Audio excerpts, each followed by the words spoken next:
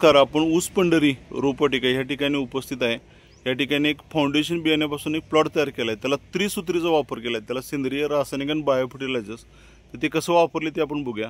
तर मंडळी बघू शकतो की ह्याला सुरुवातीला सेंद्रिय खत जे टाकले त्याबरोबर रासायनिक खतांचा पण ह्याला चांगल्या पद्धतीने वापर केला आणि त्याबरोबर एक आधुनिक तंत्रज्ञान जीपी बायोपटच्या काही गोष्टी वापरल्यात की त्या काय काय वापरल्यात आपण बघूया। तर सुरुवातीच्या काळामध्ये ह्याला स्टार्ट आणि शिल्ड वापरले, त्यामुळे पिकांची स्टार्टमुळे रूट डेव्हलपमेंट चांगल्या पद्धतीने होत्या। शिल्ड पावडरमुळे मारक बुरशीला कंट्रोल होते, त्यामुळे पिकांची वाढ अशी जोमदार बघू शकतो आपण। ह्याचे फुटवे वगैरे कसे आहेत, ते तेज कसं आहे, पानं वगैरे आपण बघू शकतो। तर हा पहिला डोस त्याला दिला। दुसरा पार्ट आहे ती जमिनीचा पोत।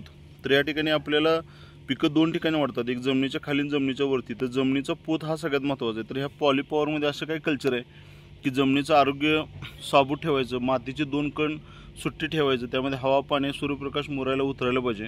अशा पद्धतीचे जमीन डेव्हलप करायचं काम ह्या पॉलीपॉवर आणि पॉलीब्लूममुळे केलं जातं। त्यामुळे जमिनीचा पोत चांगला सुधारतो आणि पिकांची भरघोस चांगल्या पद्धतीची वाढ होते। तर आपण या ठिकाणी बघू शकतो की पिकांची वाढ कशी आहे, फुटवे कसे आहेत, हे सगळं झालं। आता ही जमिनीचे पिकं दोन ठिकाणी वाढतात, एक जमिनीच्या खाली आणि जमिनीच्या वरती।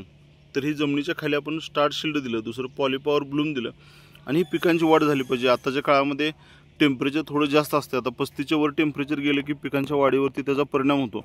तर त्याला तो ट्रेस ही झाला पाहिजे, मॅनेज झाला पाहिजे किंवा ट्रेस त्याला सण होऊन पिकांची सर्वांगीण वाढ झाली पाहिजे, पानांची रुंदी चांगली राहिली पाहिजे, ती निरोगी सशक्त पानं तयार झाली पाहिजेत। म्हणून जीपी बायोपटने एक आधुनिक तंत्रज्ञानावरती तयार केलेलं फॉर्म्युलेशन म्हणजे पॉलीपॉवर, हे पॉलीग्रो आणि पॉलीसील हे जर आपण स्प्रे केला तर पानाची रुंदी आणि पान निरोगी चांगलं तयार होण्यासाठी मदत होत्या।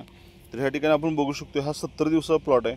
आज या ठिकाणी बेसर डोस टाकला आहे। आता ही जी आज दुपारी भरणी करायची आहे, मी साधारणतः स्टेप बाय स्टेप याचे सगळ्यांना आपण व्हिडिओ जे पाठवले। तर आता असा हा प्लॉट आहे। साधारणतः आता भरणी केल्यानंतर 15 दिवसांनी ह्याच्यामध्ये काय काय ग्रोथ होते हा पण मी तुम्हाला त्याचे अपडेट देत राहीन। धन्यवाद, थँक्यू सो मच। सर्वजण एकदा ऊस पंढरी रोपवाटिकेला आपण व्हिजिट द्यावे अशी सर्वांना विनंती करतो। थांबतो।